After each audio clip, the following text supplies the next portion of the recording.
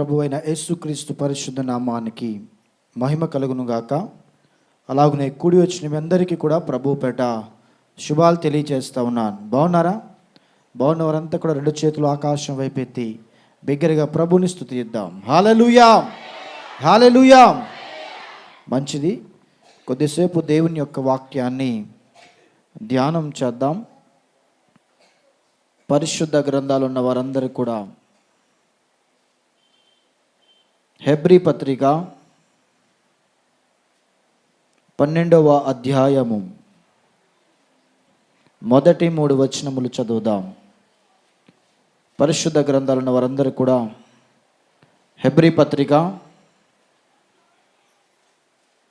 12వ అధ్యాయము మొదటి 3 వచనాలు చదివి వాక్యాన్ని ధ్యానం చేద్దాం. చదవండి. ఇంత గొప్ప సాక్షి సమూహము మేఘము వలె మనలను ఆవరించినందువలన, చదవండి, మనము కూడా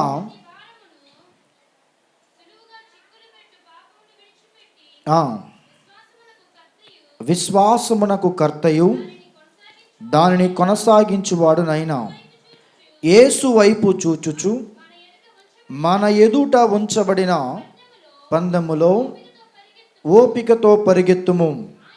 ఆయన తన ఎదుట ఉంచబడిన ఆనందము కొరకై అవమానమును నిర్లక్ష్యపెట్టి సిలువను సహించి దేవుని సింహాసనం యొక్క కుడి పార్శ్వమున ఆసీనుడై ఉన్నాడు. మీరు అలసట పడకయు మీ ప్రాణములు విసుకకయు ఉండునట్లు పాపాత్ములు తనకు వ్యతిరేకముగా చేసిన తిరస్కారమంతయు ఓర్చుకొనిన ఆయనను తలంచుకొనుడి. హల్లెలూయా. చదవబడినటువంటి ఈ యొక్క హెబ్రీ పత్రిక 12వ అధ్యాయము మొదటి 3 వచనములలో 3 గంభీరమైన విషయాలు మనం చూస్తాం. నిజానికి ఈ పత్రికను అపోస్తలుడైన పౌలు రాసి ఉండవచ్చు అని బైబిల్ పండితుల యొక్క ఆలోచన. కానీ వాస్తవంగా ఇది హెబ్రీ పత్రిక అపోస్తలుడైన పౌలు మాత్రం రాయలేదని కూడా ఒక ఆలోచన కూడా ఉంది. అయితే మొత్తానికి ప్రియ సంఘమా, ఎవరు రాసిన దానిని గురించి మనం ఆలోచన చేద్దాం. రాసిన వారు ఎవరో కానీ ఆయన రాసినటువంటి మాటలు గొప్ప మాటలుగా మనం చూస్తాం. హెబ్రీ పత్రికలో యేసుక్రీస్తు వారి యొక్క గుణమును గూర్చి, యేసుక్రీస్తు వారే ఈ లోకంలో శ్రేష్టమైన వాడు, యేసుక్రీస్తు వారే మరి గొప్పవారు అన్న సంగతి ఈ పత్రికలో మనం ఎక్కువగా తరచుగా చూస్తాం. ఏమని చూస్తామనంటే యేసుక్రీస్తు వారే శ్రేష్ఠుడు. ఎవరు శ్రేష్ఠుడు? యేసుక్రీస్తు వారే శ్రేష్ఠుడు అనే విషయాన్ని మనం ఎక్కువగా ఈ యొక్క హెబ్రీ పత్రికలో చూస్తాం. అలాగే ఈ హెబ్రీ పత్రికలో క్రీస్తుని సొంత రక్షకుడిగా అంగీకరించిన వారు క్రీస్తు కొరకు ఎలా సాగాలో కూడా అనేకమైన విషయాలు హెబ్రీ పత్రికలో మనం చూస్తాం. మారు మనస్సు పొందుకున్న తర్వాత, బాప్తిస్మము తీసుకున్న తర్వాత క్రీస్తులో కొనసాగవలసినటువంటి ఆలోచనలు కూడా ఈ యొక్క గ్రంథములో మనం చూస్తాం. చాలాసార్లు మనము దేవుని సన్నిధికి వస్తాము, కానీ అంతము వరకు కొనసాగవలసిన రీతిగా మనం కొన్నిసార్లు కొనసాగలేకపోతూ ఉంటాం. నిజమే కదా? అప్పుడప్పుడు తప్పిపోతూ ఉంటాం, అప్పుడప్పుడు జారిపోతూ ఉంటాం, అప్పుడప్పుడు బలహీనతలకు, అప్పుడప్పుడు ఆ లోకపరమైనటువంటి ఆలోచనలకు మనము వెళ్ళిపోవడాన్ని బట్టి క్రీస్తులో కొనసాగవలసినటువంటి ఆ పద్ధతిని మనము కొన్నిసార్లు వైదొలిగిపోతూ ఉంటాం. ఇలా క్రీస్తులో కొనసాగాలి అని ఆశ కలిగిన వారిని, క్రీస్తులో అంతము వరకు కూడా లోకములో ఉన్న ప్రతి దాన్ని సహిస్తూ క్రీస్తు కొరకు బ్రతకాలి, ఓపికతో ముందుకు సాగాలి అనే ఆలోచన కూడా ఈ యొక్క హెబ్రీ పత్రికలో మనం చూస్తాం.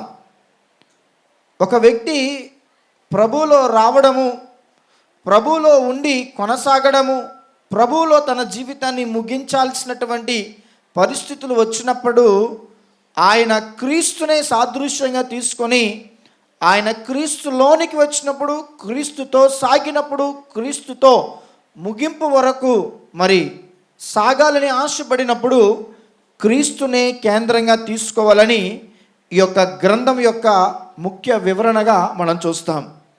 చాలాసార్లు మనము కొనసాగలేకపోతూ ఉంటాం, క్రీస్తుతో నడవలేకపోతూ ఉంటాం, క్రీస్తులో మన బ్రతుకులను మరి కొనసాగించలేకపోతూ ఉంటాం కదా. నిజమే కదా. క్రీస్తుతో దేవునిలో కొనసాగడానికి కొన్నిసార్లు కొన్ని అభ్యంతరాలు, ఆటంకాలు, అవమానాలు, అవరోధాలు ఏర్పడుతూ ఉంటాయి మన జీవితంలో. అలా ఏర్పడినప్పుడు అలా మన జీవితంలో వాటి యొక్క నడిపింపు లేదా వాటి యొక్క ప్రణాళికలు మన జీవితంలో ఏలుబడి చేస్తూ ఉండేటప్పుడు దేవునితో ఇంకేం కొనసాగుతాంలే అని మనము కొన్ని సందర్భాలు అవిశ్వాసానికి లేదా వెనుకకు వెళ్ళిపోయే ఆలోచనలు మన హృదయంలో పుడుతూ ఉంటాయి. అలా పుడుతున్నటువంటి ఆలోచనలకు నివృత్తిని కలిగించడానికి, అలా వస్తున్న ఆలోచనలో మనము క్రీస్తు వైపు చూస్తూ ముందుకు సాగడానికి ఈ యొక్క హెబ్రీ పత్రిక చాలా విషయాలు నేర్పుతూ ఉంటుంది. ఈరోజు నేను చెప్తున్న అంశం ఏమిటంటే, ఇంతకు నీ పరుగు దేని కొరకు? చెప్పండి ఒకసారి, అంశం పేరేంటి? ఇంతకు నీ పరుగు దేని కొరకు? ఈరోజు పరుగును గురించి మనం వింటాం. చాలాసార్లు మన యొక్క పరుగులు దేని వైపు మన యొక్క అడుగులు పడుతున్నాయో, మన పరుగు దేవునికి నచ్చే విధంగానే పరుగును తీస్తున్నామా అని మనం ఒకసారి ఆలోచన చేసుకోవాలి.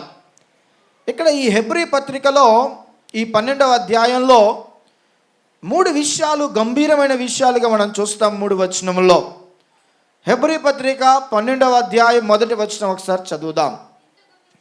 ఇంత గొప్ప సాక్షి సమూహము మేఘము వలె మనలను ఆవరించి ఉన్నందున మనము కూడా ప్రతి భారమును సులువుగా చిక్కులు పెట్టి పాపమును విడిచిపెట్టి విశ్వాసమునకు కర్తయు దానిని కొనసాగించువాడునైనా యేసు వైపు చూచుచు మన ఎదుట ఉంచబడిన పందెములలో ఓపికతో పరిగెత్తుము. వినండి, మన ముందు ఉంచబడిన పందెములలో ఓపికతో పరిగెట్టమన్నాడు. ఇది లోకపరమైనటువంటి పందెము కాదు. ఇది లోకపరమైనటువంటి పందెములో గెలిచి బహుమానం పొందుకునే అంత గొప్ప భాగ్యం అయితే మనకి ప్రభువు ఇవ్వలేదు. కానీ ఇది పరలోక సంబంధమైనటువంటి పందెము. ఈ పరలోక సంబంధమైనటువంటి పందెములలో మనం ఓపికతో పరిగెత్తాలి. దేంతో పరిగెత్తాలి? ఓపికతో. ఈ ఓపిక అనేది చాలా అవసరం. ఓపిక కంటే ఇంకా చాలా ప్రాముఖ్యమైన ఒక విషయాన్ని చెప్పాడు. విశ్వాసమునకు కర్తయగు. ఇక్కడ చూడండి, విశ్వాసమునకు కర్తయగు. ఎవరిని చూస్తూ? దానిని కొనసాగించువాడైనటువంటి యేసు వైపు చూచుచు. ఎవరి వైపు చూస్తూ? విశ్వాసమునకు కర్త అయినటువంటి, దాన్ని కొనసాగించగలిగినటువంటి సామర్థ్యం కలిగినటువంటి యేసుక్రీస్తు వైపు చూచుచు మనం పరిగెత్తాలంట. వినండి జాగ్రత్తగా. ఈరోజు మనం పరిగెత్తే పరుగు లోకపరమైనటువంటి పరుగు అయితే కాదు.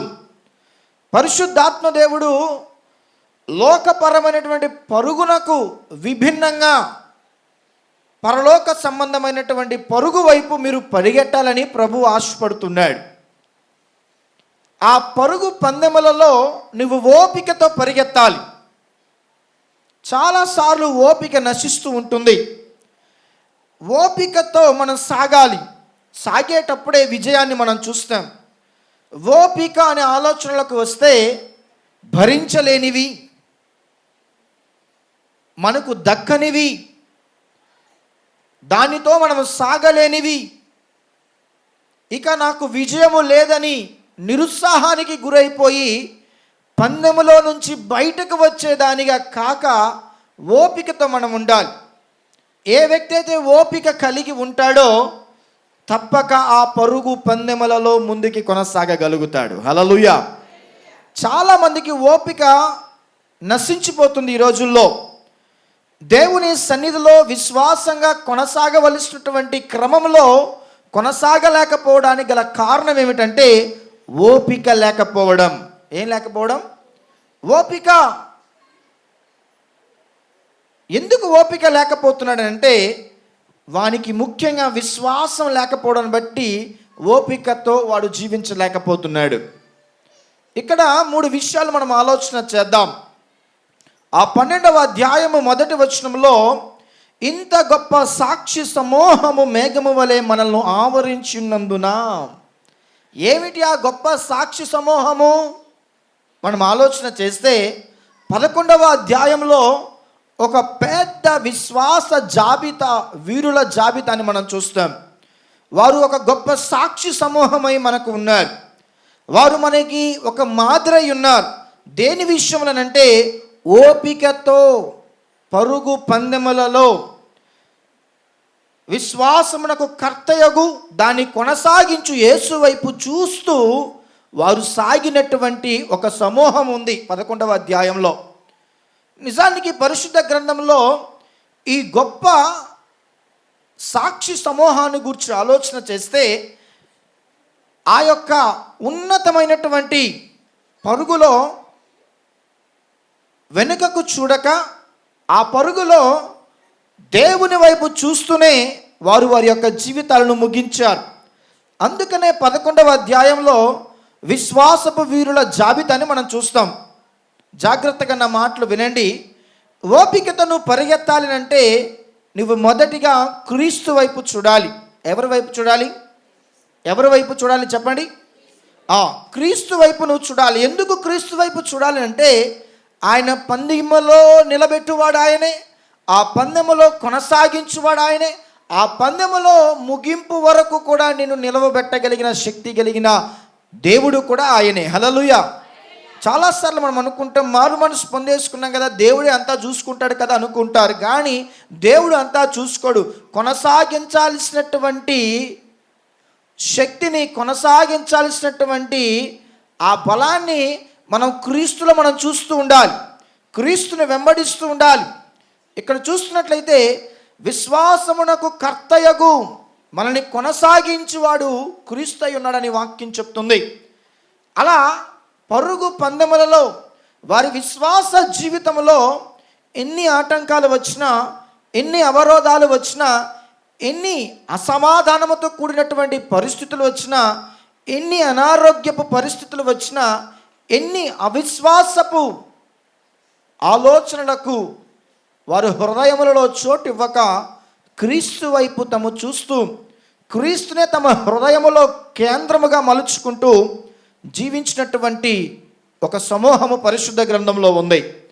హెబ్రీ పత్రిక 11వ అధ్యాయాన్ని మనం జాగ్రత్తగా చూడగలిగితే విశ్వాసపు వీరుల జాబితాని గురించి ఆయన మాట్లాడుతున్నాడు. ఇంతకంటే గొప్ప సాక్షి సమూహం మీకు ఉన్నది ఏమిటి అని ఆలోచన చేస్తే, మనలాంటి మనుషులే, మనలాంటి శరీరం కలిగిన వారే, మనలాంటి పరిస్థితులు కలిగిన వారే, వారు ఆ పరిస్థితులను బట్టి మిగిలిపోలేదు. ఆ పరిస్థితులను బట్టి క్రీస్తుకు వేరుగా జీవించక ఎన్ని భయంకరమైన పరిస్థితులు వచ్చినా, అవమానాలు వచ్చినా, నిట్టూర్పులు వచ్చినా క్రీస్తుతో తమ జీవితాన్ని కొనసాగించినటువంటి విశ్వాసపు వీరుల జాబితాని మనం చూస్తూ ఉన్నాం. నిజానికి ఆ 11వ అధ్యాయాన్ని మనం జాగ్రత్తగా చూడగలిగితే 4వ అధ్యాయం మొదలుకొని మరి 32వ వచనం వరకు కొంతమంది పేర్లను చూస్తాము. ఆ 32వ వచనం నుంచి మరికొన్ని వచనాలు చూస్తే వారు అనుభవించినటువంటి శ్రమలు, వారు అనుభవించినటువంటి పరిస్థితులను, వారు ఎక్కడెక్కడైతే క్రీస్తు కొరకు మరి ఖచ్చితమైన విశ్వాసముతో సాగినటువంటి ఆ క్రమాలు ఉన్నాయో ఆ క్రమాలన్నిటిని గూర్చి మనం చూస్తాం. అంత గొప్ప సాక్షి సమూహము మీ ఎదుట ఉంది కదా, అంత గొప్ప సాక్షి సమూహపు గుంపు మీ ఎదుట ఉంది కదా, మరి మీరు ఎందుకు అలా నడవడం లేదు? అలా మీరెందుకు క్రీస్తు కొరకు మరి నిలవబడడం లేదు? క్రీస్తు కొరకు ఎందుకు మీరు ఆయన యొక్క సన్నిధిలో, సంఘములో, సహవాసములో, విశ్వాసముతో ఎందుకు ముందుకు మీరు పరిగెత్తలేకపోతున్నారని ఈ ఉదయకాలపు సమయంలో ప్రభు మనకి ప్రశ్నిస్తున్నాడు. ఈరోజు నువ్వు పరిగెత్తలేకపోతున్నావే, లోకపరమైన ఆలోచనలకు పరిగెత్తుతున్నావు. లోకపరమైనటువంటి ఈవుల కొరకు, లోకపరమైనటువంటి బహుమానాల కొరకు, లోకపరమైనటువంటి పదవుల కొరకు నువ్వు పరిగెత్తుతున్నావు, కానీ క్రీస్తు కొరకు నువ్వు పరిగెత్తుతున్నావా విశ్వాసి? ఈరోజు ప్రభు ప్రశ్నిస్తున్నాడు, ఇంతకు నీ పరుగు దేని కొరకు? డబ్బు కొరకా? ఇంతకు నీ పరుగు లోకపరమైనటువంటి పదవుల కొరకా? ఇంతకు నీ పరుగు లోకపరమైనటువంటి సంపాదన కొరకా? ఇంతకు నీ పరుగు దేని కొరకని ప్రభు అడుగుతున్నాడు ఈ మధ్యాహ్న కాలపు సమయంలో. ఆలోచన చేద్దాం. మొదటి విషయాన్ని మనం గమనించినట్లయితే ఆ సాక్షి సమూహం ఎవరయ్యానంటే పరిశుద్ధ గ్రంథము 11వ అధ్యాయంలో మనం 4వ వచనం మొదలుకొని 32వ వచనం వరకు చూడగలిగితే ఆ సాక్షి సమూహంలో అంత గొప్ప సాక్షులుగా బ్రతికిన వారు ఎవరు అంటే మొదటిగా చూస్తున్నాము పరిశుద్ధ గ్రంథంలో. చూడండి కొన్ని విషయాలు. 4వ వచనాన్ని చూస్తున్నట్లుగైతే మొదటిగా విశ్వాసమును బట్టి హేబేల్ అంట ముందుకి ఎంతగానో కొనసాగిన వాడిగా కనిపిస్తున్నాడు. 5వ వచనంలో మనం చూస్తున్నాము హానోకును చూస్తున్నాం. అలాగునే 7వ వచనంలో చూస్తున్నాము నోవాహును చూస్తున్నాం. 8వ వచనంలో చూస్తున్నాము అబ్రహామును చూస్తున్నాం. ఇక్కడ 11వ వచనంలో చూస్తే శారాయిని చూస్తున్నాం. ఇలా మనము అబ్రహాము నుంచి చూస్తే తన భార్య, తన కుమారుడు కూడా 17వ వచనంలో మనము చూస్తూ ఉన్నాం. ఎంత గొప్ప సాక్షి సమూహాన్ని చూస్తున్నామనంటే చూడండి, 21వ వచనంలో యాకోబును చూస్తున్నాం, 22వ వచనంలో యోసేపును చూస్తూ ఉన్నాం, 23వ వచనంలో మోషేను చూస్తున్నాం. ఇక్కడ చూస్తున్నట్లయితే ఇలా ఎందరో జీవితాలను విశ్వాసపు వీరులుగా మనం చూస్తూ ఉన్నాం. ఇంత గొప్ప సాక్షి సమూహము మన ఎదుట ఉన్నది కదా. ఎన్ని సమస్యల మధ్య, ఎన్ని ఒడదొడుకుల మధ్య, ఎన్ని కష్టాల మధ్య వారు తమ విశ్వాసాన్ని క్రీస్తు పైన నిలిపి సాగారో ఈరోజు క్రీస్తు మనకు చెప్తున్న విషయం ఏంటంటే విశ్వాసమునకు కర్తయగు దానిని కొనసాగించువాడు అనేటువంటి క్రీస్తు వైపు చూస్తూ, దేన్ని కొనసాగించువాడనంటే పరుగు పందెములలో అలసిపోక, పరుగు పందెములలో వెనుకకు తిరగక, పరుగు పందెములలో ఓపికతో క్రీస్తు మీద ఆధారపడ నడవలసినటువంటి బాధ్యత మీకుందని ప్రభు మనకి నేర్పుతూ ఉన్నాడు. ఇది మొదటి విషయం. రెండవ విషయాన్ని మనం చూస్తాము. మొదటి విషయం చూస్తే మనకు ముందుగా ఒక సాక్షి సమూహం ఉంది. ఎవరున్నారు? ఈరోజు మన పరుగు ఎలాగుండాలంటే క్రీస్తు కొరకే మనం పరుగై ఉండాలి. ఎందుకు క్రీస్తు కొరకు మనం పరుగై ఉండాలంటే ప్రారంభించువాడు ఆయనే, కొనసాగించువాడు ఆయనే, ముగించువాడు కూడా ఆయనే. హల్లెలూయా. ఈరోజు మన విశ్వాస జీవితం సడిలిపోతుందంటే, మన విశ్వాస జీవితం క్రీస్తుతో సాగకుండా క్షీణించిపోతూ ఆగిపోతూ ఎందుకో మరలా లోకానికి, లోకపరమైనటువంటి మర్యాదలకు, లోక అనుసరణను ఎందుకు మనము మరలా మన జీవితంలోనికి దాన్ని మనం ఆహ్వానిస్తున్నాం, దాన్ని ఎందుకు మనము కోరుకుంటున్నామంటే క్రీస్తుతో సాగలేకపోతున్నాం కనుకనే. క్రీస్తుతో సాగండి అని దేవుని వాక్యం చెప్తుంది. మీరు మీ పరుగు పందెంలో ఓపికతో పరిగెత్తండి. మీరు పరుగు పందెంలో ఓపికతో పరిగెత్తాలంటే క్రీస్తునే కేంద్రంగా మీ హృదయంలో ఉంచుకోండి. క్రీస్తునే ఒక మాదిరిగా మీ హృదయంలో పెట్టుకోండి. క్రీస్తునే మీరు మీ గుండెల్లో పెట్టుకోగలిగితే తప్పకుండా ఆయన మిమ్మల్ని ముగింపు వరకు కొనసాగించగలిగినటువంటి సామర్థ్యం కలిగిన, శక్తి కలిగిన దేవుడై ఉన్నాడని ప్రభు మనకు మాటలు సెలవిస్తూ ఉన్నాడు. మొదటి విషయాన్ని చూస్తూ ఉన్నాం. ఏమిటనంటే మనము సాగాల్సినటువంటి పద్ధతి ఏమిటనంటే మనకు ముందుగా ఒక గుంపు ఉంది. ఈరోజు నీకు కొత్తగానో లేకపోతే ఇప్పటికిప్పుడు నేర్చుకోమనో ప్రభు చెప్పడం లేదు, కానీ ఆయనకు వెంబడించినటువంటి, ఆయనను విశ్వసించినటువంటి ఎందరో విశ్వాసపు వీరులు ఉన్నారు. వారిని చూడండి, వారి బ్రతుకులను గమనించండి.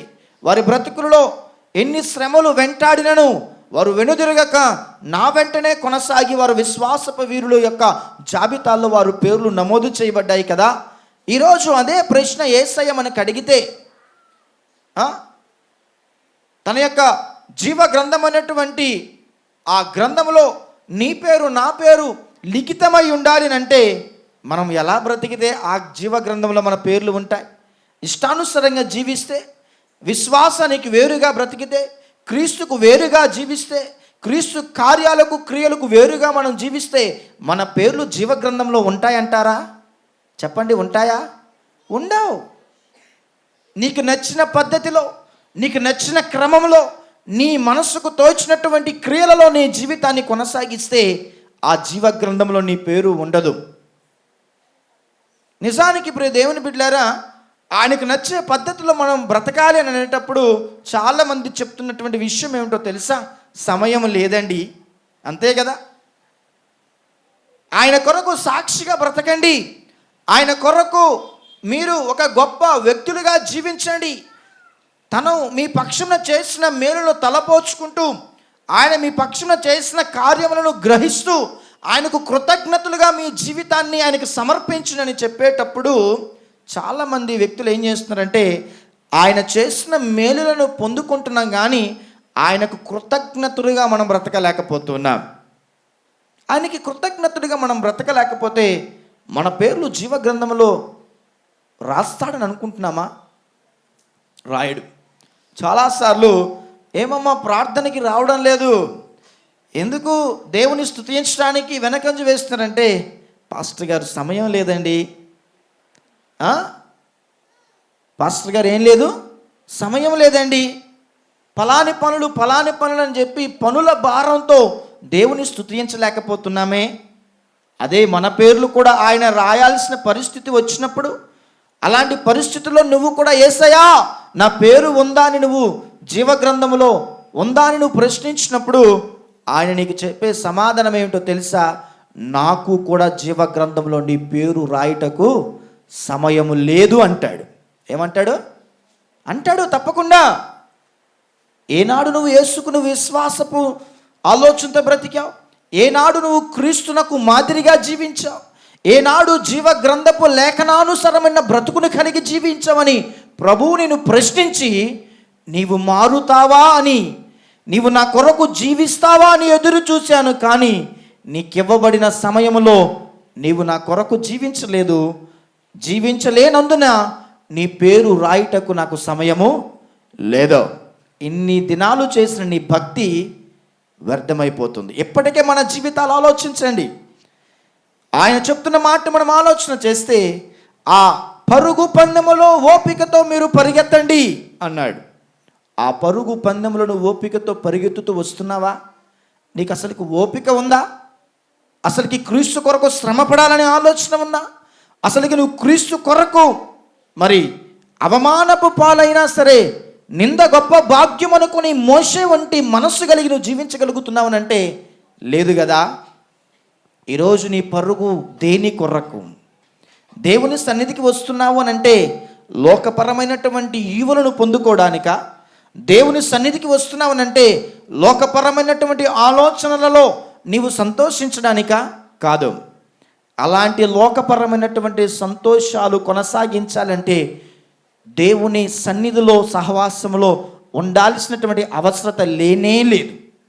వింటున్నావా? లోకం కొరకు జీవించాలనుకునేటప్పుడు దేవుని మందిరంలో నువ్వు జీవించాల్సినటువంటి పరిస్థితి అవసరత నీకు లేదు. క్రీస్తు కొరకు జీవించాలి, క్రీస్తు కొరకు కొనసాగాలి, క్రీస్తు కొరకే నా ముగింపై ఉండాలని ఏ వ్యక్తి అయితే జీవిస్తాడో, ఏ వ్యక్తి అయితే తలంచుకుంటాడో ఆ వ్యక్తి క్రీస్తు కొరకు కొనసాగడానికి విశ్వాసమునకు కర్తయ్యకు దేవుని వైపు చూస్తాడు. హల్లెలూయా, హల్లెలూయా. లోకపరమైనటువంటి కార్యాల కొరకు, ఘనతల కొరకు, గొప్పల కొరకు క్రీస్తును అంగీకరించడం కాదు. తన కొరకు తన యొక్క పందెములలో ఆ ఉన్నతమైనటువంటి బహుమానం కొరకు ఓపిక కలిగి విశ్వాసం కలిగి పరిగెత్తాల్సినటువంటి బాధ్యత మనకుంది. అందుకే అంటున్నాడు, నేను మీకు ఒక సాక్షి సమూహాన్ని ఉంచాను, నేను మీకు ఒక మాదిరికరమైనటువంటి వ్యక్తులను మీ ముందుకు తీసుకుని వచ్చాను. హెబ్రీ పత్రిక ఇంటికి వెళ్ళి చదవండి, 11వ అధ్యాయం. వారు పడినటువంటి కష్టాలు ఎన్ని, వారు పడినటువంటి శ్రమలెన్ని. హేబేలు జీవితాన్ని చూస్తే హేబేలు తన అన్న కయ్యను ఏం చేశాడు? హేబేల్ని చంపేశాడు. దేని కొరకు చంపేశాడు? దేవుడు నేను తీసుకుని వెళ్ళినటువంటి అర్పణను లక్ష్య పెట్టలేదని అసూయతో, పాపముతో తన తమ్ముడిని ఏం చేశాడు? చంపేశాడు. చంపగానే తమ్ముని యొక్క రక్తము దేవునికి మొరపెడుతుంది. తమ్ముని యొక్క రక్తము పరలోకమందున్న ఆ దేవునికి మొరపెడుతుంది. ఈరోజు నీవు ఆయనకు మొరపెట్టగలుగుతున్నావా? కష్ట పరిస్థితుల్లో,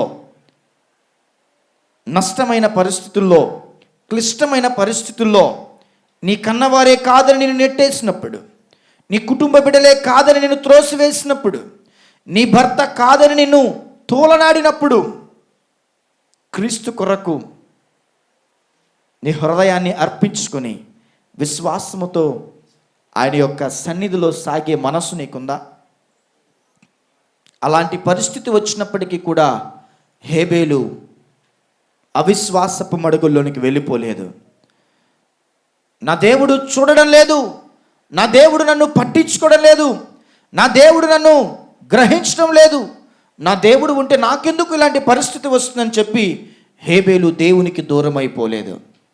ఆయనను హేబేలు యొక్క రక్తము మొర్రపెడుతుందంట. హల్లెలూయా. ఇలా చూసుకుంటూ పోతే హేబేలు తర్వాత ఇంకా చాలా వ్యక్తులు ప్రభువుని విశ్వాసమునకు కర్తయ్యకు దేవుని చూస్తూ కొనసాగిపోయారు. హనోకు జీవితాన్ని చూస్తాం. ఆయనకు మరణం ఈ భూమి మీద లేదు, ఆయనకు సమాధి లోకంలో ఉందంటారా? లేదు. ఇక చూస్తే ప్రియ దేవుని బిడ్డలారా, నోవాహు జీవితాన్ని చూస్తాం. నోవాహు జీవితాన్ని కూడా మనం ఆలోచన చేస్తే, దేవుడు అంటే ఎవరో చూడకుండానే తన యొక్క స్వరాన్ని విని దేవుని కొరకు ఒక సాక్షిగా బ్రతకడానికి దేవుని పైన ఆనుకొని తన విశ్వాసపు జీవితాన్ని 120 సంవత్సరాలు కొనసాగించాడు. హల్లెలూయా. ఎన్ని సంవత్సరాలు? ఎందుకు కొనసాగించాడంటే విశ్వాసమునకు కర్తయ్యగు దేవుణ్ణి చూస్తున్నాడు. నా పరుగు పందెములలో నన్ను నిలవబెట్టి నన్ను కొనసాగించి నన్ను ముగించువాడు ఈయనే. లోకం కాదు, లోక స్నేహం కాదు, లోకంలో ఉన్నటువంటి వ్యక్తులు కాదు, లోక సంబంధమైన మర్యాదలు కాదని చెప్పి నోవాహు ఏం చేశాడో తెలుసా? 120 సంవత్సరాలు దేవుని కొరకు పనిచేశాడు.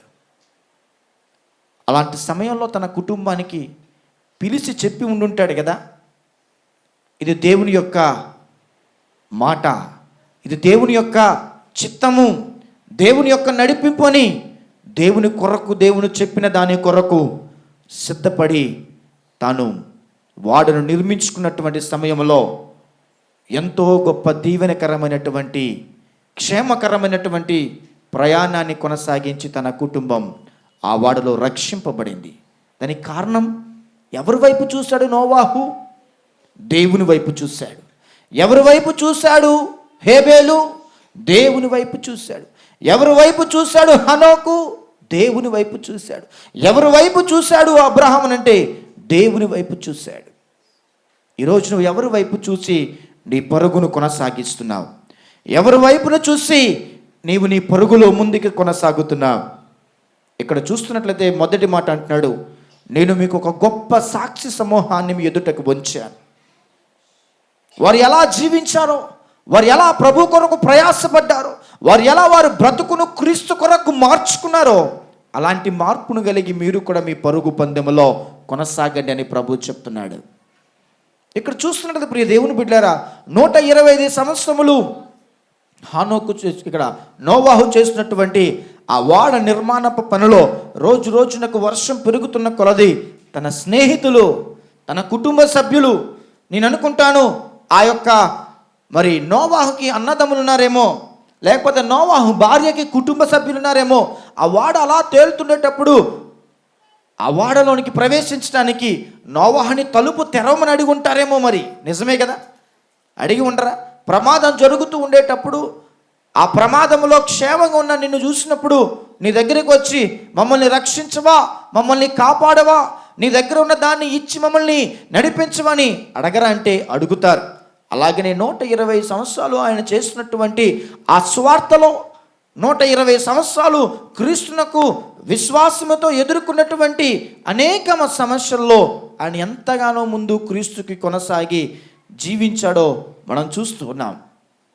ఆ భయంకరమైన పరిస్థితుల్లో మిగిలిన వారు చూస్తూ ఆ వాడలోనికి ప్రవేశం లేదా, ఆ వాడలోనికి రావడానికి అవకాశం లేదా, నోవాహు ఒకసారి తలుపులు తెరవవా, నోవాహు ఒకసారి తలుపు తెరిస్తే నేను కూడా వాడలోనికి వస్తానని ఎందరో ఎందరో అరిచి కేకలు పెట్టి చచ్చిపోయి ఉండుంటారు. ఈరోజు ఈ వాక్యం వింటున్న నీవు, దేవుడు ప్రారంభించినది, దేవుడు నిలవబెట్టినది, దేవుడు నిన్ను బ్రతికించుకున్నది దేని కొరకు తెలుసా?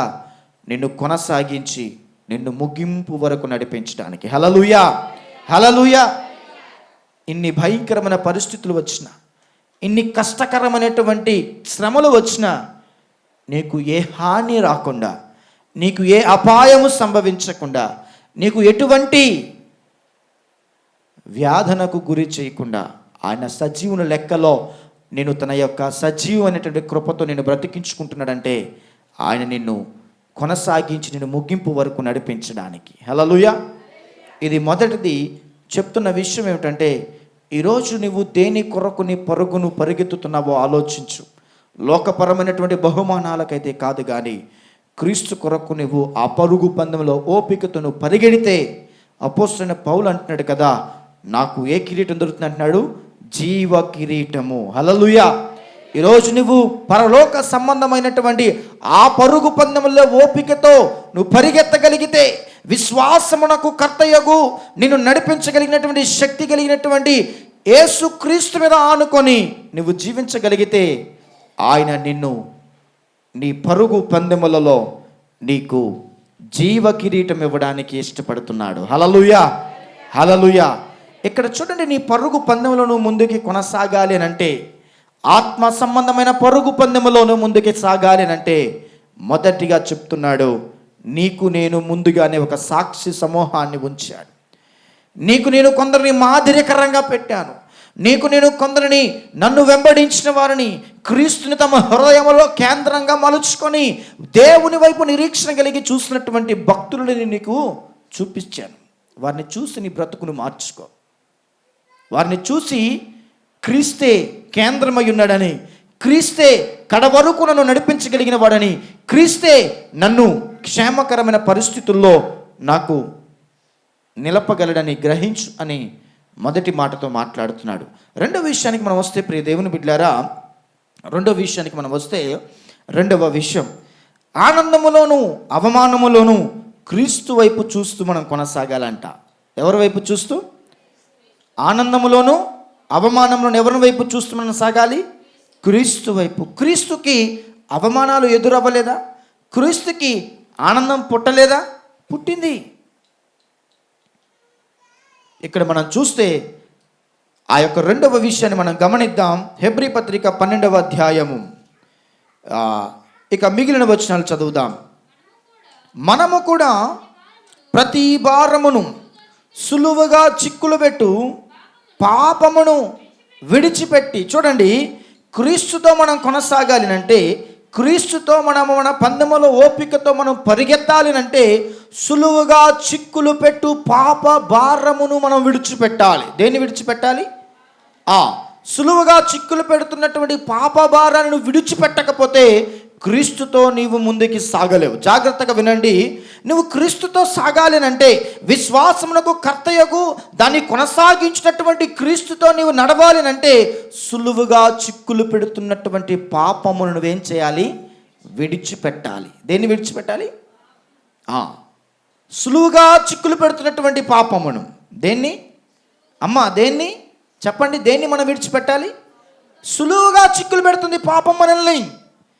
పాపం మనల్ని ఎలా పడవేసుకుంటుందో, పాపం మనల్ని ఎలా పవిత్రతలో నుంచి మనల్ని పాడు చేస్తుందో మనం చాలా క్షుణ్ణంగా మనం ఆలోచన చేయవచ్చు. దాని కొరకు పెద్ద కష్టపడాల్సినటువంటి పని లేదు. ఎందుకనంటే అది సులువుగా చిక్కులు పెడుతుంది. ఎలాగా? సులువుగా, సింపుల్గా, ఏ బాధ లేక, ఏ భారము లేక, ఎటువంటి సహాయం లేక సులువుగా నీకేం చేస్తుందంటే పాపములో నిన్ను ముంచేస్తుంది. సులువుగా చిక్కులు పెడుతున్నటువంటి పాపములు ఏమిటో మీరు దయచేసి మీరు రాసుకోవాలని ఆశపడితే రాసుకోండి. మనకి సులువుగా చిక్కులు పెడుతున్నటువంటి పాపములు 7. ఎన్ని? వినండి, నా వాక్యం వినండి జాగ్రత్తగా. నువ్వు క్రీస్తుతో కొనసాగాలనంటే, నీవు పరిశుద్ధమైనటువంటి పరలోక సంబంధమైనటువంటి పరుగు పందెములో ఓపికతో నువ్వు పరిగెత్తాలి అంటే సులువుగా చిక్కులు పెడుతున్న పాపమును నువ్వు విడిచిపెట్టాలి. విడిచిపెడితేనే తప్ప నువ్వు క్రీస్తుతో నీవు కడవరకు సాగలేవు. అందుకే ఈరోజు క్రీస్తుతో మనం సాగలేకపోవడానికి గల కారణం ఏమిటంటే, విశ్వాసమునకు కర్తయగు దాన్ని కొనసాగించినటువంటి క్రీస్తును చూడలేకపోతున్నాం. ఎందుకు చూడలేకపోతున్నాం అంటే, సులువుగా చిక్కులు పెడుతున్న పాపం యొక్క ఏలుబడి మనలో ఉంది కనుకనే. ఏ ఏలుబడి ఉంది? సులువుగా చిక్కులు పెడుతున్నటువంటి పాపం ఏలుబడి మనలో ఉన్నందున మనము దేవునితో మనం కొనసాగలేకపోతున్నాం. ఆ యొక్క పరుగు పందెములో ఓపిక లేక మనం ఏం చేస్తున్నామో తెలుసా? విసుగుతూ, మనకు ధైర్యాన్ని కోల్పోతూ, కొనసాగవలసినటువంటి శక్తి లేక మనము అక్కడే ఆగిపోతున్నాం. అలాగా ఆగిపోయే బ్రతుకు ప్రభువుకి వద్దంటున్నాడు. అలా ఆగిపోయి స్థిరమైపోయి కొనసాగలేని భక్తిహీనతతో బ్రతికే బ్రతుకు ఇది దేవుని పిల్లలకు ఉండే బ్రతుకు కాదని ప్రభు అంటున్నాడు. ఇక్కడ చూస్తున్నట్లయితే కొనసాగాలి మీరు క్రీస్తు కొరకు. ప్రారంభించువాడు ఆయనే, కొనసాగించువాడు ఆయనే, ముగించువాడు కూడా ఆయనే కనుక నీ జీవితము నీ మీద ఆధారపడాల్సినటువంటి పద్ధతిలో కాక కొనసాగించి ముగించాల్సినటువంటి పద్ధతిలో నడుస్తున్న క్రీస్తుకు నీ జీవితాన్ని అర్పించు. అలా అర్పించినప్పుడు నువ్వు నడవగలుగుతావు ఆయనతో. అలా అర్పించలేకపోతున్నావనంటే సులువుగా చిక్కులు పెడుతున్న పాపం నీలో ఏలుబడి చేస్తుందని గ్రహించు. ఏమిటయ్యా సులువుగా చిక్కులు పెడుతున్న పాపము అనంటే, సులువుగా చిక్కులు పెడుతున్న పాపము మొదటిది గర్వము. ఏంటి చెప్పండి? ఏమిటి? సులువుగా చిక్కులు పెడుతున్నటువంటి పాపములో మొదటిది ఏమిటంటే గర్వము. రెండవది ఏంటో తెలుసా? కోపము. ఏమిటి? రెండవది ఏంటి? కోపము. మూడవది ఏమిటో తెలుసా? అసూయ. ఏమిటి? సులువుగా నీకు చిక్కులు పెడుతుంది ఈ అసూయ. నాలుగవది ఏమిటంటే వ్యభిచారము. ఐదవది ఏమిటంటే భోజన ప్రియతత్వం. అనంటే ఎప్పుడు కూడా వారు భోజనం కొరకు ఆలోచన చేస్తారు. తిండిబోతులు, తాగుబోతులు దరిద్రులగుదురు. తిండిబోతులారా జాగ్రత్త, మీ గొంతునకు కత్తి పెట్టుకోమన్నాడు. ఏం పెట్టుకోమన్నాడు? ఎంతసేపు తిందాము, ఎంతసేపు కూడా తిందాము. వారికి సులువుగా చిక్కులు పెడుతున్న పాపము ఈడ్చుకుపోతుంది దేవునికి దూరంగా. జాగ్రత్త. ఇంకా చూడండి, సోమరితనము. ఏమిటి? సులువుగా చిక్కులు పెడుతున్న పాపాలు. ఈ పాపానికి ఎక్కడ దాస్యంగా నువ్వు బ్రతుకుతున్నావో ఒక్కసారి ఆలోచించు. పాపానికి ఎక్కడ నువ్వు లోబడి జీవిస్తున్నావో గ్రహించు. ఈరోజు నేను ప్రభువుతో నడవలేకపోవడానికి, అవునా క్రీస్తుతో నేను కొనసాగలేకపోవడానికి గల కారణం ఈ పాపమా అని నువ్వు తెలుసుకున్నట్లయితే వెంటనే ఆ పాపము నుంచి నీవు విడుదల పొందాలి. హల్లెలూయా. ఆ పాపం నుంచి వెంటనే నువ్వు బయటపడాలి. లేకపోతే నీవు క్రీస్తుతో కడవరకు సాగలేవు. నువ్వు అనుకోవచ్చు, రాకడలో నేను ఎత్తబడాలని ఆశ నాకుంది. ఉంటే మంచిదే, కానీ ఎత్తబడడానికి నీకు విశ్వాసం ఉందా? నీ విశ్వాసాన్ని పాడు చేస్తుంది కదా సులువుగా చిక్కులు పెట్టు పాపము. నీ విశ్వాసాన్ని వైదొలిగించేస్తుంది కదా సులువుగా చిక్కులు పెట్టే అసూయ, సులువుగా చిక్కులు పెట్టే వ్యభిచారము, సులువుగా చిక్కులు పెట్టే ధనాశ, సులువుగా చిక్కులు పెడుతున్నటువంటి భోజన ప్రియతత్వము, సులువుగా చిక్కులు పెట్టేస్తున్నటువంటి గర్వము నీ మీద ఏలుబడి చేస్తూ క్రీస్తునకు దాసుడువు కాకుండా నిన్నవి ఏం చేస్తున్నాయి? నిన్ను ఆటంకపరిచేస్తున్నాయి. ఈరోజు దేవునితో విశ్వాసంగా సాగలేకపోవడానికి గల కారణం ఏమిటంటే ఈ సులువుగా చిక్కులు పెడుతున్నటువంటి పాపపు ఆలోచనలే. దీన్ని అంగీకరిస్తారా మీరు? ఇది నిజమే అని అంటారా? నిజమేనంటే ఈ సులువుగా చిక్కులు పెడుతున్నటువంటి పాపం ఏదో ఒక మూల మీ జీవితంలో కూడా ఏలుబడి చేస్తూ ఉంటుంది. ఏదో ఒక మూల ఏలుబడి చేస్తుంది. ఏదో ఒక మూల ఏలుబడి చేస్తున్న సంగతిని ఎరిగితే దాన్ని విడిచిపెట్టడానికి, దాన్ని విసర్జించడానికి క్రీస్తు వైపు చూడు. అయ్యా, నాలో నేను పాడైపోవడం గల కారణం గర్వమే. నాశనానికి ముందు మన జీవితంలో ఏం నడుస్తుందో తెలుసా? గర్వం, రాలుబాటు. ఈరోజు ఎందరో రాలుబాటు తనం కలిగి రాలిపోయిన పరిస్థితులు మనం చూస్తూ ఉన్నాం. గర్వం. ఈరోజు ఈ మాటను ఆలోచించండి. క్రీస్తుతో కొనసాగలేకపోవడానికి గల కారణం ఇవే. అసూయ పడతా ఉంటాడు. దేవుడు నీకు ఇచ్చిన బ్రతుకుని ఒకసారి నీ బ్రతుకును తేరి చూడు. నీకు ఇచ్చినటువంటి టాలెంట్స్ను చూడు, నీకు ఇచ్చినటువంటి జ్ఞానాన్ని చూడు, నీకు ఇచ్చినటువంటి ఆత్మవిశ్వాసాన్ని చూడు, నీకు ఇచ్చినటువంటి నడిపింపును చూడురా బాబు. చూడక ఇంకొకరిని చూసి అసూయ చెందుతూ ఉంటాడు. ఇంకొకరిని చూసి ఇలా ఉంటే బాగుండు కదా అని అంటాడు. ఇంకొకరిని చూసి ఇలా నేను ఉంటే నాకు ఎంతో దీవెన కదా అని అంటాడు. కానీ అసూయ చెందేవారు గమనించండి, మొదటిగా దేవుడు నీకు ఇచ్చినటువంటి ఆలోచనలు మొదటిగా చూసుకో. నీకు నీవుగా చూసుకునేటప్పుడు నీ జీవితానికి ప్రభువు ఇచ్చినటువంటి ఆ యొక్క గొప్ప ఆలోచనలు గ్రహించినప్పుడు ఇంకొకరి పైన నువ్వు అసూయ పడవు. సోమరితనంగా పని లేక పని చేయక ఏం చేస్తూ ఉంటారంటే బద్ధకంతో ఇంకొకరిని చూస్తూ ఇలాగుంటే ఎంతో బాగుంది తమ్ముడు, కష్టపడితే ఎందుకుండదు తమ్ముడు, కష్టపడితే ఎందుకున్నది ఇలాంటి మంచి లగ్జరీ బ్రతుకు, కష్టపడవు. సులువుగా చిక్కులు పెట్టే పాపములో సోమరితనం కూడా ఒకటి. పని చేయడు, హాయిగా పడుకుంటాడు. ఒక వ్యక్తి ఉండేవాడు. నేను ఎప్పుడు వాడి ఇంటికి విజిటింగ్కి వెళ్ళినా ఆ వ్యక్తి ఎప్పుడు కూడా మంచం మీదే ఉండేవాడు. నేను చాలాసార్లు గమనించాను, ఏమిటి వీడు మంచం మీదే ఉంటున్నాడు, వీడికి ఏమి రోగమా అని అనుకున్నాను. నిజమే కదా, మంచం మీద ఉండేవాడు ఎవడండి చెప్పండి ఒకసారి. మంచం మీద ఎవరుంటారు? రోగి. ఎవరుంటారు మంచం మీద? ఎవరుంటారు చెప్పండి.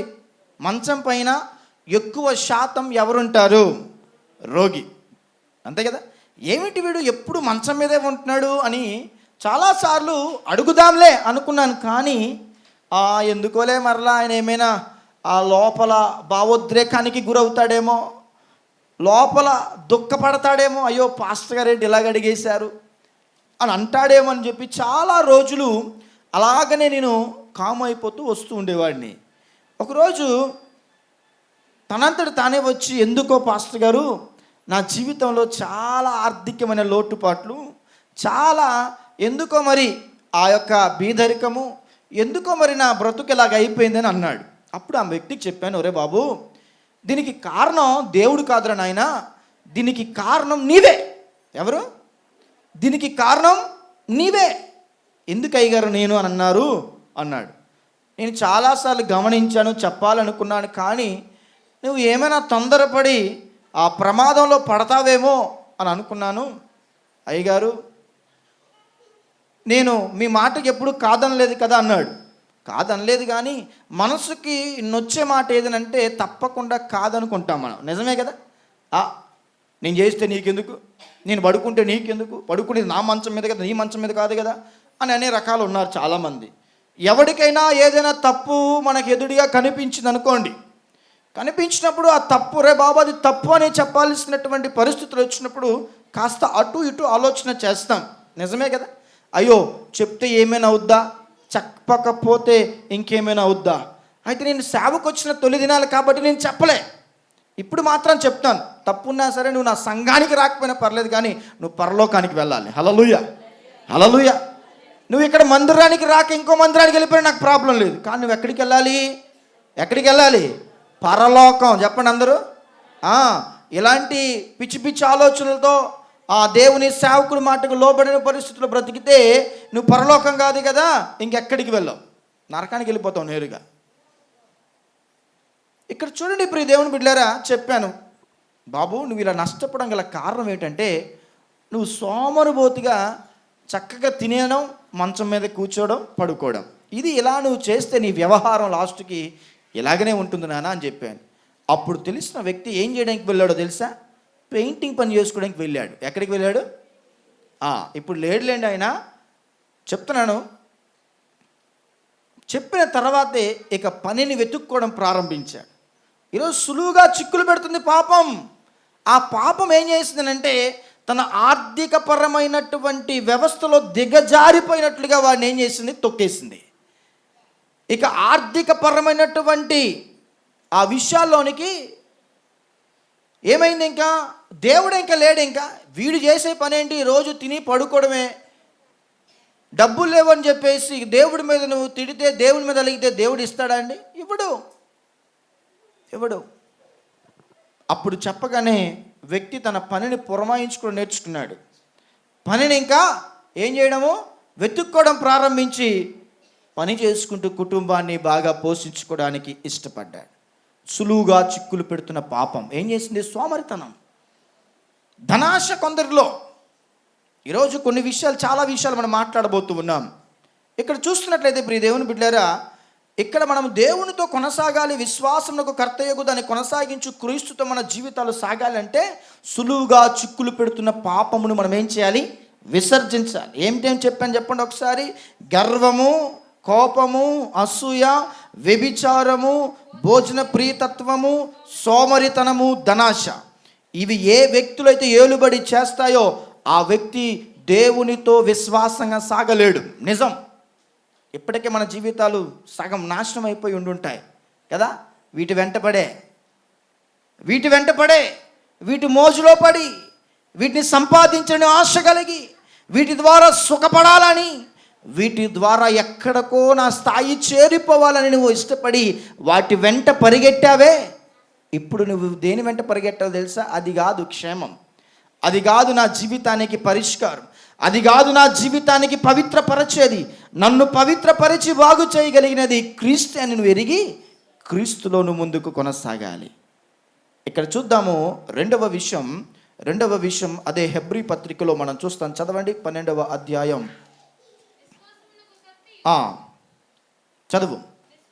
విశ్వాసమునకు కర్తయగు దానిని కొనసాగించువాడైన యేసు వైపు చూచుచు మన ఎదుట ఉంచబడిన పందెములలో ఓపికతో పరిగెత్తెదము. చూడండి, ఈ రెండో విషయం ఇక్కడ చదువుతున్నారు, చదవండి.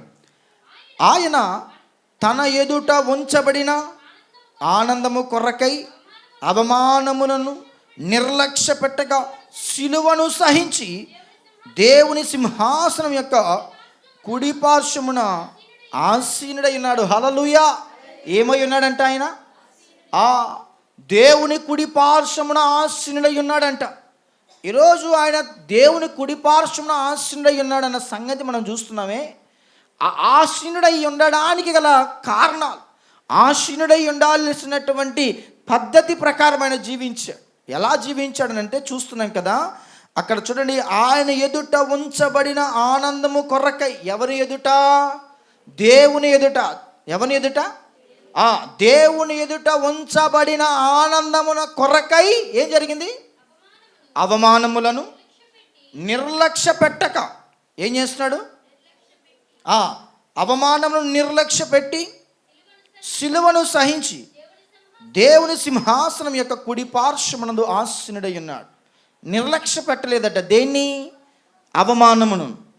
అవమానములు వచ్చాయని దేవునిని విడవలేదు. అవమానములు వచ్చాయని దేవునితో నడవాల్సినటువంటి ఆ జీవితాన్ని ఆయన ముగించుకోలేదు. ఆనందము కొరకైనను ఇంకా అవమానము కొరకైనను అని ఏం చేశాడంట? నిర్లక్ష్య పెట్టలేదు, నిర్లక్ష్య వైఖరితో బ్రతకలేదు. ఏది జరిగినా నా మేలు కొరకే, ఏది జరిగినా క్రీస్తులో నేను నడవాల్సినటువంటి క్రమంలో నడుస్తాను అనే ఉద్దేశంతో నడుస్తున్నాడు. కనుక ఆయన విషయాన్ని చెప్తున్నాడు. ఏమంటున్నాడో తెలుసా? రెండవ విషయము, ఆనందమైనను అవమానమునైనను సిలువ వైపు చూస్తూ మనం సాగిపోవాలి. ఎక్కడికి చూస్తుంట? సిలువలో ఎవరు వేలాడుతున్నారు? యేసుక్రీస్తు. ఎవరి కోసం వేలాడాడు? మన కొరకే. ఒకవైపు మన ఆనందము, మరొక వైపు పరలోకపు తండ్రి యొక్క ఆనందము. ఒకే సమయంలో ఇక్కడ భూలోక ప్రజలకును పరలోకంలో ఉన్న దేవునికి కూడా కుమారుడైనటువంటి యేసుక్రీస్తు ద్వారా ఆనందము వచ్చింది. అదే సమయంలో సిలువలో వేలాడుతున్న క్రీస్తు అవమానపరచబడ్డాడు. సిలువలో వేలాడబడుతున్నటువంటి క్రీస్తు తృణీకరించబడ్డాడు. సిలువలో వేలాడబడుతున్నటువంటి యేసు ఉమ్మివేయబడ్డాడు. సిలువలో వేలాడబడుతున్నటువంటి యేసు కొరడా దెబ్బలను ఆయన అనుభవించాడు. సిలువలో వేలాడుతున్నటువంటి యేసు తన శరీరం అంతటిని కూడా గాయముల పాలు చేసుకున్నాడు. అది అవమానం కాదా? అవమానమును ఆనందమును ఆయన నిర్లక్ష్య పెట్టలేదు. ఈరోజు మనం అలాగుండాలి. మన బ్రతుకుల్లో నిర్లక్ష్యం ఉండకూడదు. ఎందుకో తెలుసా? అది ఆనందమైనను అవమానమైనను క్రీస్తును చూస్తూ మనం సాగిపోయినప్పుడు దాని గురించి మనం ఎక్కువగా ఆలోచించాల్సినటువంటి పరిస్థితి ఏది కూడా ఉండదు. చాలామంది ఏం చేస్తారంటే నిర్లక్ష్య పెడతారు. అయ్యో ఇలా జరిగిందా, ఎందుకు జరిగింది, ఇలా జరిగినప్పుడు పాస్టర్ గారు అడగలేకపోయారా, ఇలా జరిగినప్పుడు ఎందుకు ఇలా జరిగిందని చూస్తున్న వారు అడగలేకపోయారని ఏం చేస్తూ ఉంటాం మనము? నిర్లక్ష్యం. నాకు పలానప్పుడు బాగున్నప్పుడు నేను ఎందుకు వెళ్ళాలండి మందిరానికి, మా కుటుంబంలో జరిగినప్పుడు ఎందుకని నేను వెళ్ళాలి మందిరానికి? ఇది కాదు క్రీస్తుని వెంబడించే మనిషిలో ఉండాల్సినటువంటి మనస్సు. ఏది ఉండాలో తెలుసా? అది అవమానమైనను అది ఆనందమైనను నిర్లక్ష్య పెట్టక సిలువను చూస్తూ నేను సాగిపోవాలి. ఆ మాట చదవండి ఒకసారి. ఏమనుందో? ఆయన తన ఎదుట ఉంచబడిన ఆనందము కొరకై అవమానమును నిర్లక్ష్య పెట్టక సిలువను సహించి, ఏని సహించండి? సిలువను సహించి దేవుని సింహాసనం యొక్క కుడి పార్శ్వమున ఆసనుడై ఉన్నాడు. అది మనం కూడా చేయాల్సింది ఏంటంటే సిలువ వైపు చూస్తూ మనం కూడా ముందుకి కొనసాగిపోవాలి. ఇంకొక విషయాన్ని చూద్దాము. చూడండి, మొదటి విషయం ఏమిటంటే మనము పరుగు పందెములో ఓపికతో పరిగెత్తాలంటే మనకంటే ముందుగా కొంతమంది ఆత్మీయమైనటువంటి విశ్వాసపు జీవితాన్ని కలిగినటువంటి విశ్వాస వీరులను మనకి ముందు ఉంచాడు 11వ అధ్యాయంలో. అదే మాటను మనం కొనసాగిస్తూ వస్తున్నట్లయితే మనము విశ్వాసంలో కొనసాగాలి. మనము క్రీస్తులో విశ్వాసముతో మనం ముందుకు ఇంకా వెళ్ళాలంటే, ఓపికతో పరుగు పందెములో పరిగెత్తాలి అంటే రెండవది మనము ఆనందమైనను అవమానమైనను సిలువ వైపు చూస్తూ మనం సాగాలి. దేని వైపు చూస్తూ? రెండవది. మూడవది ఏంటో తెలుసా ప్రియ దేవుని బిడ్డారా? మూడవది పైనున్న దేవుని వైపు చూస్తూ మనం సాగాలి. మూడవది దేని వైపు చూడాలి? దేవుని వైపు. ఒకటేమో మనకంటే ముందున్నటువంటి విశ్వాసపు వీరులైనటువంటి అబ్రహాము, ఇస్సాకు, ఇక్కడ చెప్పబడినటువంటి మొదటిలో హేబేలు, హనోకు, అలాగే నోవాహు, అబ్రహాము, శారా, ఇస్సాకు, యాకోబు, మోషే, ఇలా ఎందరైతే మనకంటే ముందున్నారో వారిని చూస్తూ మనం నడవాలి. రెండోది సిలువను చూస్తూ మనం నడవాలి. మూడవది దేవుని చూస్తూ మనం నడవాలి. ఎవరిని చూస్తూ? దేవుని చూస్తూ మనము నడవాలి. అప్పుడు నడిస్తేనే మనము మన యొక్క విశ్వాస జీవితంలో ఆ పరుగు పందెములో ఎక్కడ కూడా మనము వెనకపడక ఓపికతో మనం పరుగు పందెంలో ముందుకు మనము కొనసాగుతాం. బైబిల్లో చాలామంది ఉన్నారు దేవుని యొక్క ఆ పరుగు పందెములలో మరి కొనసాగవలసినటువంటి వ్యక్తులు కొంతమంది కొనసాగక లోకములో ఉన్నటువంటి ఆ వేరువేరు క్రియలకు, వేరువేరు కార్యాలకు వారు సిద్ధపడిపోయి ఆ యొక్క దేవునికి సంబంధించినటువంటి ఆ పరలోకపునకు సంబంధించినటువంటి ఆ పరలోకపు పరుగు పందాన్ని విడిచిపెట్టి లోకపరమైనటువంటి పరుగు పందెంలో పరిగెట్టి కొంతమంది భ్రష్టులైపోయిన వారు ఉన్నారు. పరిశుద్ధ గ్రంథంలో మనం చూస్తే, పరిశుద్ధ గ్రంథంలో దేవుడు చక్కని ఆలోచనలు ఇచ్చి, ఆయుష్నిచ్చి, ఆరోగ్యం ఇచ్చి, చక్కని ప్రవర్తననిచ్చి, చక్కని ప్రేరణ ఇచ్చి ప్రభు కొరకు నడిపించుకుంటున్నటువంటి ఒక వ్యక్తి ధనాశ కలిగి దేవునికి దూరం అయిపోయాడు. ఆయన పేరు ఏమిటంటే గెహాజీ. ఏం పేరు? గెహాజీ. పరిశుద్ధ గ్రంథాలు ఉన్నవారు 2వ రాజుల గ్రంథం 5వ అధ్యాయాన్ని జాగ్రత్తగా మనం చూడగలిగితే అక్కడ గెహాజీ జీవితం ఏమైందో మనం చూస్తాం. గెహాజీ జీవితం ఎందుకు అలా భ్రష్టత్వంలోనికి వెళ్ళిపోయింది? లోకమును గూర్చి, లోకములో ఉన్నటువంటి ధనమును గూర్చి ఆశపడి ఆయన ఏం చేసుకున్నాడో తెలుసా? తన జీవితాన్ని పాడు చేసుకున్నాడు. చదవండి పరిశుద్ధ గ్రంథములో రాజుల 2వ గ్రంథము 5వ అధ్యాయాన్ని చూడగలిగితే ఇక్కడ చూస్తున్నట్లయితే సిరియా రాజు అయిన సైన్యములకు అధిపతియగు నయమాను అను ఒకడు ఉండేను. అతడికి కుష్టి రోగము ఉండేను.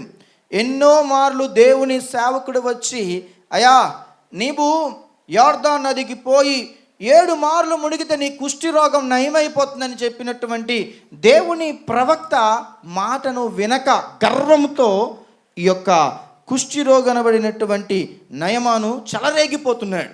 చెప్పాడు. అప్పటికైనా దేవుని సేవకుడు వచ్చి, ఎవరా సేవకుడు అంటే 10వ వచనంలో ఉంటుంది, ఎలీషా నీవు యోర్దాను నదికి పోయి 7 మార్లు స్నానము చేయుము, నీ ఒళ్ళు మరలా బాగై నీవు పరిశుద్ధుడు వగుతావని చెప్పాడు. అతనితో ఏం జరిగిందో తెలుసా? ఆ మాట చెప్పినప్పుడు మనోడు వెళ్ళాలా లేదా? అసలుకే ఏ రోగంతో ఉన్నాడు? కుష్టి రోగంతో ఉన్నాడు. రే నీకున్న రోగం పోవాలి అంటే నువ్వు యోర్దాను నదికి వెళ్ళి 7 మార్లు ఏం చేయమన్నాడు అక్కడ? స్నానం చేయి. స్నానం చేస్తే చిన్న బాలుడు ఎటువంటి శరీరం కలిగి ఉంటాడో అంత మంచి శరీరంతో మరలా నీవు సంపూర్ణమైనటువంటి ఆరోగ్యవంతుడు అవుతానని చెప్పినప్పుడు నయమాను గర్వంతో వినలే మాట. ఏం చేశాడు? వినలేదు. వినక కొన్ని రోజులు అయిపోయిన తర్వాత మరలా ఆ కబురు వచ్చినప్పుడు ఆయన దాన్ని గ్రహించి, ఇష్టపడి, విశ్వసించి ఆయన ఆ యోర్దాను నదికి వెళ్ళి ఆయన మునిగిన తర్వాత ఆయనకు సంపూర్ణమైనటువంటి స్వస్థత వచ్చింది. స్వస్థత రావడంతో పాటు చక్కని శరీర తత్వము, ఆరోగ్యం వచ్చింది.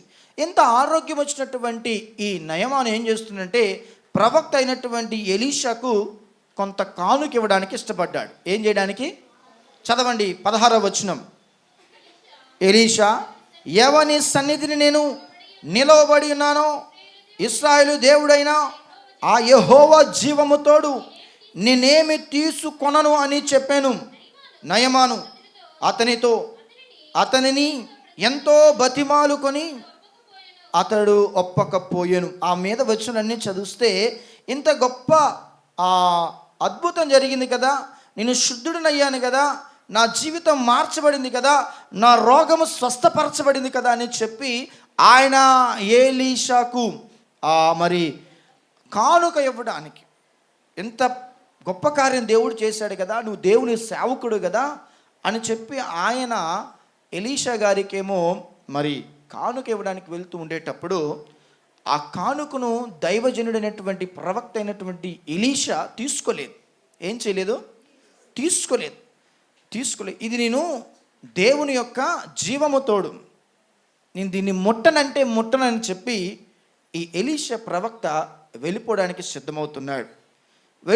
సిద్ధమవుతుండేటప్పుడు ఈ ఎలీషా యొక్క మరి శిష్యుడు ఈ గెహాజీ, ఎలాగో ఆ దేవుని సేవకుడు ప్రవక్త తీసుకోడు కదా, ఆయన తీసుకోకపోయినా, ఆయన దాన్ని వెంబడించకపోయినా, మరి దాన్ని వెంబడిస్తున్న మేము, ఆయనకి అన్నీ బాగానే ఉన్నాయి, పెద్ద సేవకుడు కదా, అన్నీ బాగానే ఉన్నాయి, ఆయనకి అవసరం లేదని చెప్పి ఈ గెహాజీ ఏం చేస్తాడో తెలుసా?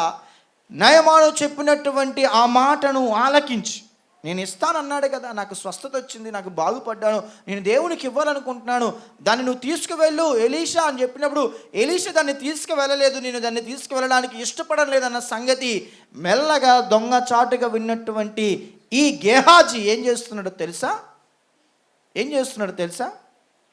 చదవండి, ఏం జరిగిందో చూద్దాం. అప్పుడు యెహోవాకు తప్ప దహన బలైనను మరి ఏ బలైనను ఇతర దేవతలకు నేనేమి అర్పింపను, 2 కంచర గాడిదలను మోయుపాటి మన్ను నీ దాసుడని నాకు ఇప్పించకూడదా? నా యజమానుడు మ్రొక్కుటకు రిమోను గుడిలో చొచ్చి నా చేతుల మీద ఆనుకున్నప్పుడు నేను రిమ్మోను గుడిలో నమస్కారం చేసినడలా గూర్చి యెహోవా నీ దాసుడు నన్ను క్షమించును గాని నయమాను చెప్పాను. చెప్పగా ఎలీషా నెమ్మది కలిగి పొమ్మని అతన్ని సెలవిచ్చెను. అతడు ఎలీషా ఎదురు నుండి వెళ్ళి కొంత దూరము సాగిపోయెను. ఇక్కడ జాగ్రత్తగా వినండి, ఇక్కడ నుంచి మన వాక్యంలోకి వెళ్తాం. అంతటా దైవజనుడైన ఎలీషాకు సేవకుడగు ఎవరండి? గెహాజీ. చూడండి ఏం చేస్తున్నాడు. సిరియానుడైనను ఈ నయమానును తీసుకొని వచ్చిన వాటిని అంగీకరించుటకు నా యజమానికి మనస్సు లేకపోయిను గాని యెహోవా జీవము తోడు నేను పరుగెత్తుకొని పోయి అతనిని కలుసుకొని అతని యొద్ద ఏదైనా తీసుకొని అనుకుంటున్నాడు. ఏమంటున్నాడు? ఆయన అన్నాడే, నా సేవకుడు వద్దన్నాడే, ఆయనకు అన్నీ ఉన్నాయి, ఆయన నడిపింపు వేరు, కానీ నేను మాత్రం యెహోవా జీవము తోడు నయమాను ఏది ఇవ్వాలనుకుంటున్నాడో దాన్ని నేను తీసుకోవాలని పరిగెత్తున్నాడు. ఏం చేస్తున్నాడు? పరిగెత్తున్నాడు. ఈరోజు మనం పరిగెత్తున్నామా అలాగా? అప్పుడు ఎలీషా అంటున్నమాట, రే ఇదిరా నీకు సమయము, ఇలాంటి డబ్బు తినడానికి ఇది నీకు సమయమా అని ఆయన ప్రశ్నిస్తున్నాడు. నిజమే కదండి. దేవుని సేవకుడేమో వద్దన్నాడు, తన గురువు గారేమో వద్దు అన్నారు. వద్దు అనేటప్పుడు ఈ గేహాజీ వద్దు అన్న ధనాన్ని పొందుకోవడానికి, వద్దు అన్న ధనాన్ని దాన్ని మోహరించడానికి, వద్దు అన్న ధనాన్ని తీసుకొని పోవడానికి ఏం చేస్తున్నాడో తెలుసా? రథం వెనకట్లా పరిగెడుతున్నాడంట. దేని వెనకట్లా? ఈరోజు మనం అంతే కదా. అప్పుడు అంటున్నాడు, అది పొందుకోవడానికి ఇది సమయమా?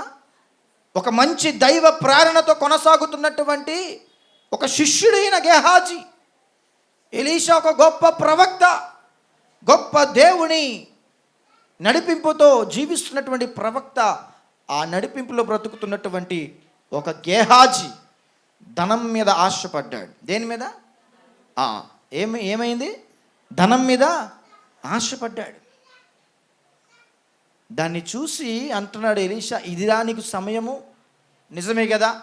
దేవుడు ఇచ్చే సమయం కొరకు మనకి ఆగడం చేత కావడం లేదు ఈ రోజుల్లో.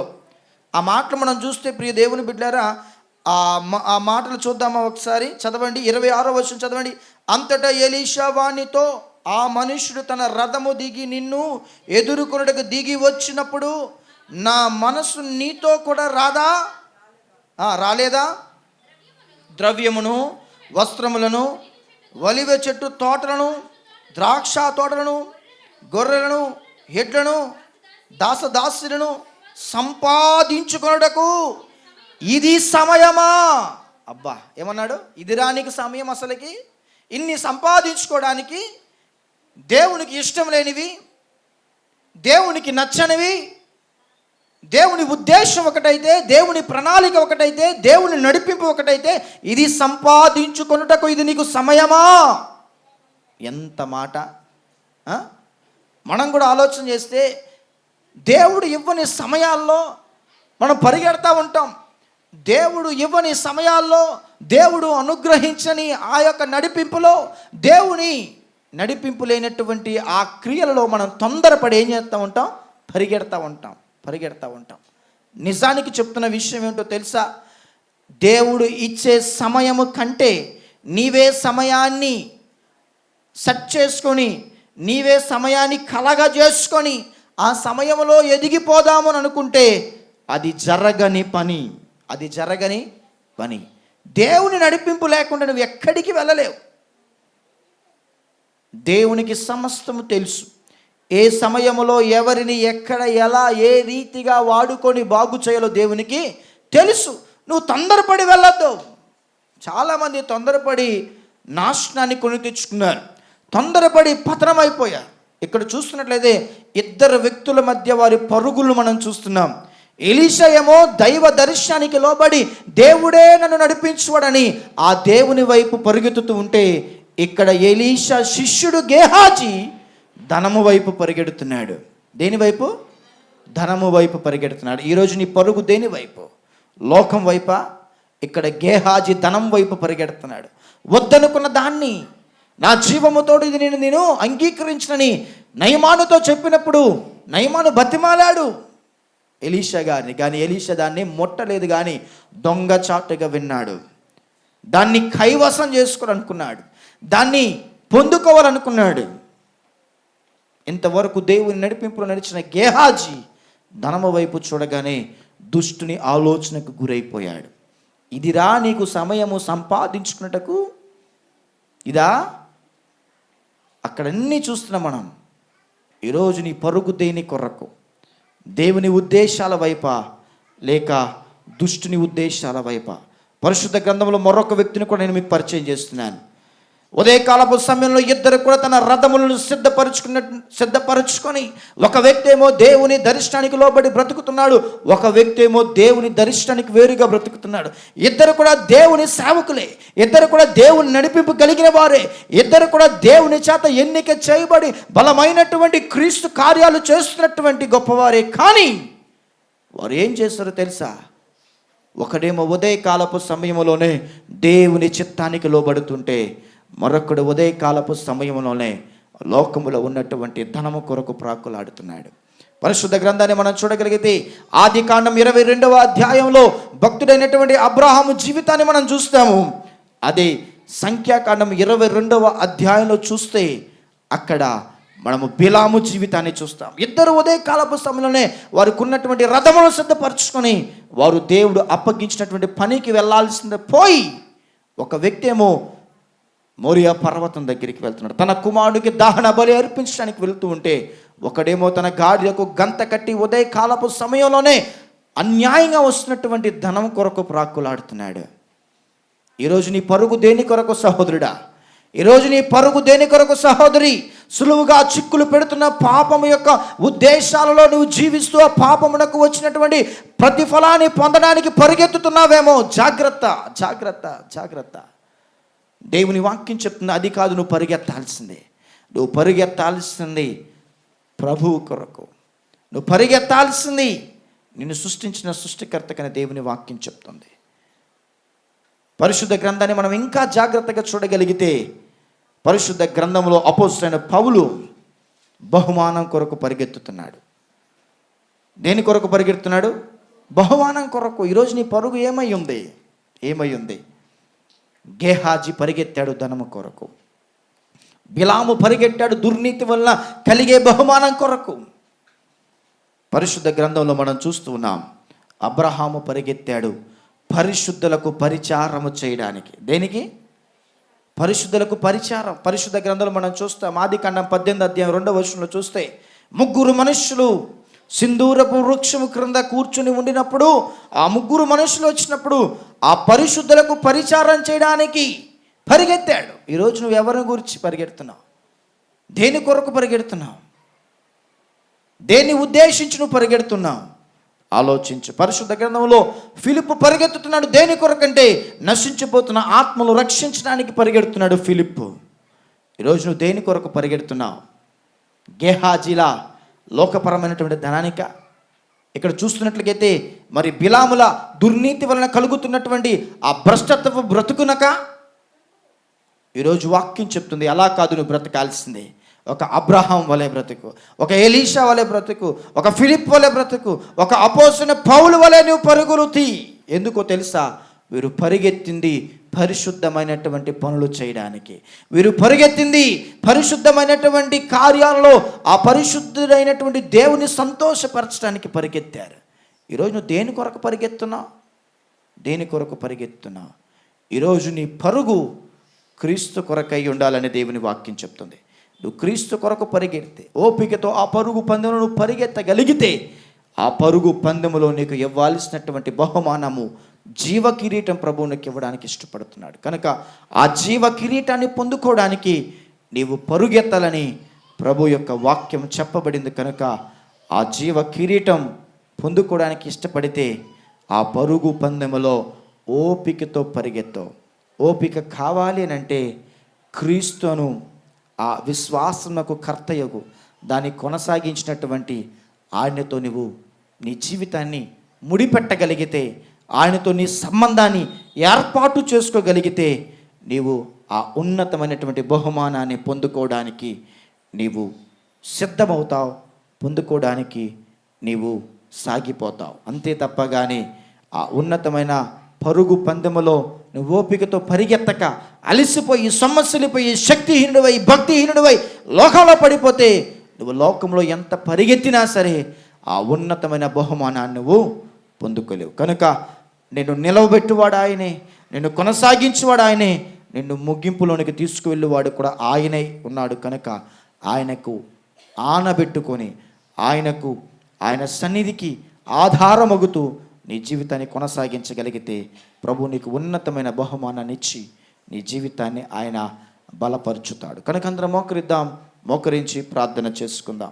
ఇంతవరకు చెప్పబడిన వర్తమానాన్ని, ఇంతవరకు చెప్పబడిన వాక్యాన్ని విన్న మీరు నీ పరుగు దేని కొరకు, ఇంతకు నీ పరుగు దేని కొరకు వస్తుంది?